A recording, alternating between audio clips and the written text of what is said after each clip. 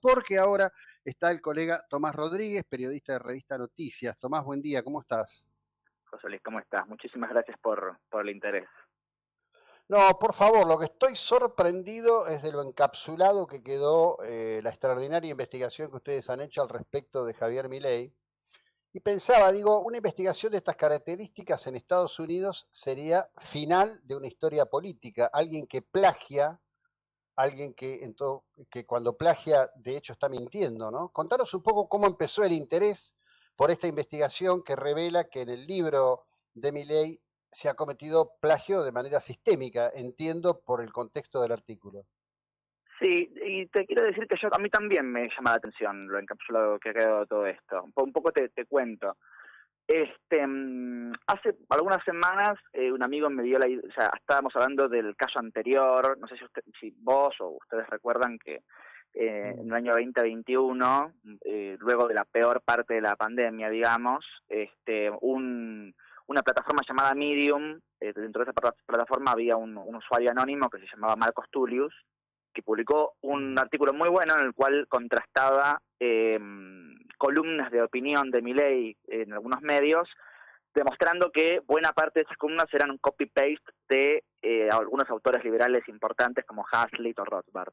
En aquel momento eso quedó en la nada, él simplemente atinó a decir que como eran textos de divulgación y notas de opinión, no se estilaba por un tema de practicidad citar, lo cual ya como defensa es bastante llamativa, porque siempre se cita cuando hay un texto de otra persona. Entonces se me ocurrió pensar si había sido un caso, o algunos casos aislados, o si era efectivamente un modus operandi, sobre todo porque hay algo en la figura de Milei de un gran académico que sabe, que viene a explicar, que me parecía que de encontrar otra cosa podría llegar a empezar a problematizarse. Y efectivamente lo que empecé a pasar cuando revisé Pandenomics, que es este libro de divulgación en el cual Milei trataba de dar como su punto de vista sobre la pandemia y demás, encontré copy-paste de un montón de trabajos, fundamentalmente los testimonios más fuertes que teníamos para la nota, que me comuniqué con ellos, ni bien pude constatar que había ahí un copy-paste, es Antonio Guirao Piñera, que es un investigador de la Universidad de Murcia, su trabajo es entender una epidemia, y Salvador Uribarri, que es un investigador mexicano, cuyo trabajo él es uno de los 3 autores de la matemática de las epidemias, y de hecho anteayer salió una entrevista a Uribarri en Revista Noticias, que la pueden ver, donde un poco se sigue ampliando la investigación, digamos.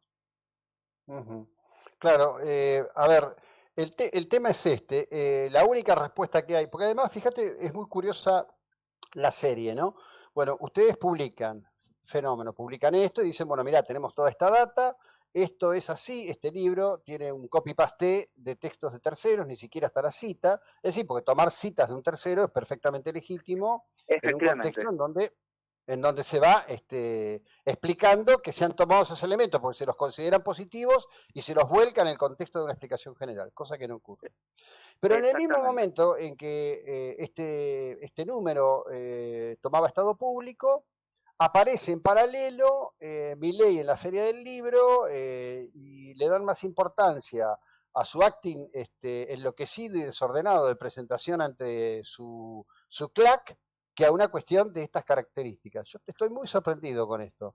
Bueno, a mí Y me si, llamó la atención porque, bueno, hasta ahora la única respuesta que hubo de Milei es en un artículo de La Nación que salió el otro día, en el cual él lo que hace es minimizar la cuestión, además de que tanto él como Viviana Canosa en la Feria del Libro ningunearon la nota, sin entrar en demasiados detalles.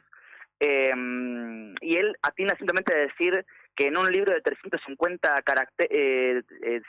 páginas son unos fragmentos que aparte están en derecho público. Primero que ni son unos fragmentos, ni estaban en derecho público. Es verdad que estaban de libre acceso porque eran investigaciones científicas de universidades fundamentalmente, sobre todo estos principales que te digo, porque había otros casos. Y además, como si eso minimizara el copy-paste, digo, que sean unos fragmentos en un libro de 350 páginas. Bueno, esos fragmentos tienen copyright, y si no hay cita, referencia implícita o implícita o entrecomillado, lo que se está haciendo ahí es una apropiación intelectual del trabajo intelectual de otra persona. Con lo claro. cual, simplemente lo que hizo fue minimizarlo y ni siquiera ahondar demasiado en el tema. Hasta ahora no hubo más respuesta que esa. Sí, sí, yo lo vi, digamos, bueno, a ver, digamos, a ver, el tipo está en una estrategia, evidentemente, es decir, tiene un discurso de 4 palabras y está intentando además mostrarse como alguien que es superador en el sentido de que sus convocatorias son a dar clases de economía. Eh, Digo, uno tiene experiencia en esto, sabemos que todos vamos a recurrir a textos de otros, porque primero nadie nació sabiendo, nadie sabe todo, todos Ajá. necesitamos nutrirnos, pero el punto central es la falta de honestidad, es decir, le está contando a la gente que le da lecciones de economía desde elaboraciones de pensamiento propio, cuando en realidad está tomando textos y pensamientos de otro. Efectivamente, y además lo interesante, por ejemplo, en el caso de Guirao Piñera, de este investigador de Murcia, de la Universidad de Murcia, no solamente copió y pegó, que por supuesto, como bien vos decís, siempre estamos aludiendo a la voz de otros. El tema es que se citen correctamente y que no sea una apropiación. Digo, en estos casos no había ninguna referencia a esos autores y no eran, además no eran unos fragmentos, en algunos casos eran páginas y páginas y páginas de estos trabajos. Y Guirao Piñera, Sí. de hecho, cuenta en la nota, que si la leen lo van a ver, que no solamente le copió un fragmento de su trabajo, Entender una epidemia, sino que además tergiversa el sentido original de ese fragmento.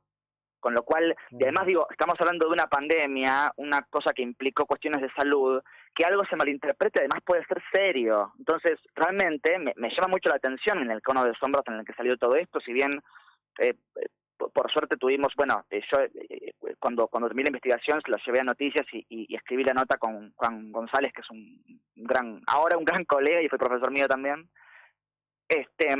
Hubo repercusión igual, digo, esto salió en el programa de Dugan, de María O'Donnell, hubo alguna No, no, repercusión y pero demás. todo eso creo que está bien y bueno, estás teniendo repercusión. Estamos hablando acá en la 99.9 para una audiencia en Mar del Plata y que además del streaming es una audiencia mucho más amplia Sí. territorialmente. Pero la verdadera cuestión es que hay un conjunto, evidentemente, de factores de opinión pública y de poder que en tono de esto han elegido, como pasaba en el Superagente 86, poner un cono de silencio.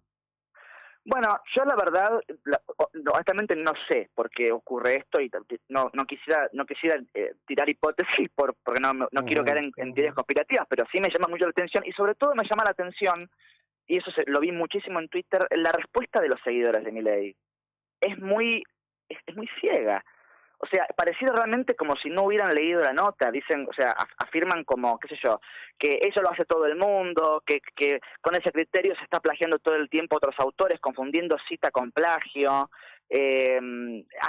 diciendo y rediciendo que esto era una operación, cuando hay hasta una entrevista con el físico plagiado diciendo que va a llegar hasta las últimas consecuencias. Digo, lo peligroso, en realidad, un poco el enfoque también que queríamos hacer con Juan González es los temas de plagio, bueno, los tendrá que dirimir la justicia. Además, los temas de plagio son temas complejos. Digo, si bien en estos casos pareciera no haber duda, te puede pasar que 3 peritos digan una cosa y un juez diga otra. Pero el tema es cuál es la Sí. credibilidad del representante de una de las fuerzas de, del espectro político argentino, que además es uno de los presidenciales para 2023. Digo, que sea una persona que dice que no plagia, cuando en realidad hay un montón de textos en sus trabajos que no están citados debidamente y encima de todo enardece con su discurso a un sector, que además es un sector muy joven, que entró hace muy poco a la política y que ese sector entienda que todo cuestionamiento a su líder político implica una contestación así de furibunda y así de ciega y poco reflexiva, me parece preocupante para un contexto de convivencia democrática. Bueno, yo creo que ese grupo, vos sabés que hay gente que se enoja mucho, ¿no? Cuando digo esto. Milei lo más parecido a Nayib Bukele que ha dado Argentina en este tiempo. Tiene ese mismo sesgo, esa misma. Es decir, todos sabemos que enfrente hay una dirigencia cuestionada y cuestionable. Bueno, esa dirigencia cuestionada y cuestionable encuentra un contradictor, pero que Sí, curiosamente ahora ya es parte de lo mismo, en más de un sentido, y esto del plagio lo demuestra absolutamente. bueno, sí, sobre todo hay una cosa en la cual me parece que mi ley se está asemejando mucho a, digo, evidentemente hay palabras que están empezando a estar vacías de sentido de tanto que se dicen y de cómo se dicen. Casta es una de ellas. Digo, en lo personal es verdad que Milei tiene un estilo muy disruptivo y muy furioso y demás, y que eso aparentemente lo pondría del lado de enfrente, llamémosle, de la casta, pero en realidad para ser alguien que no pertenece a la casta, me parece que hay una falta de explicaciones al electorado y una falta de explicaciones a la audiencia y a los lectores y al común de la vida política en general sobre muchas cosas que no entiendo por qué suceden. No hay una explicación exhaustiva de qué son estas denuncias por plagio. El otro día en la Feria del Libro pasó una cosa muy curiosa. En un momento Javier Milei menciona que lo quisieron sobornar con valijas y que cuando él dijo que no, incluso lo amenazaron, dijeron que iban a destruir su vida, que iban a mostrar su historia clínica. Bueno, sería interesante que diga quién fue el que le Sí, ofreció esa claro. valija y el que lo amenazó. Pero él es un funcionario público, digo, es un diputado nacional. Ujú. Si alguien le hizo eso, que es una afrenta a la democracia, bueno, debería decir quién fue. Y me parece que sobre Ah, estas cosas, sobre muchas cosas, no hay una explicación de parte de este personaje de la política. no, por otro lado te digo esto, yo hice una cobertura cuando hizo el primer acting de donación del sueldo acá en Mar del Plata, y hay alrededor de él una estructura con mucho dinero, muchísimo dinero, que también merece ser explicada detalladamente. Nadie mueve todo ese aparato que están moviendo alrededor de él en los actos, que no es simplemente dos muchachitos o dos chicas entusiastas con un celular grabando, ¿eh? Una Ujú. estructura mucho más importante, mucho más importante.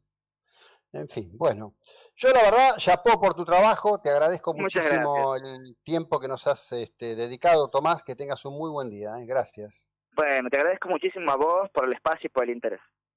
Gracias. Bueno, Tomás Rodríguez, periodista de Revista Noticias, después de meses y meses y años, ¿no? De cosas que no tenían sustento, esto tiene un gran sustento.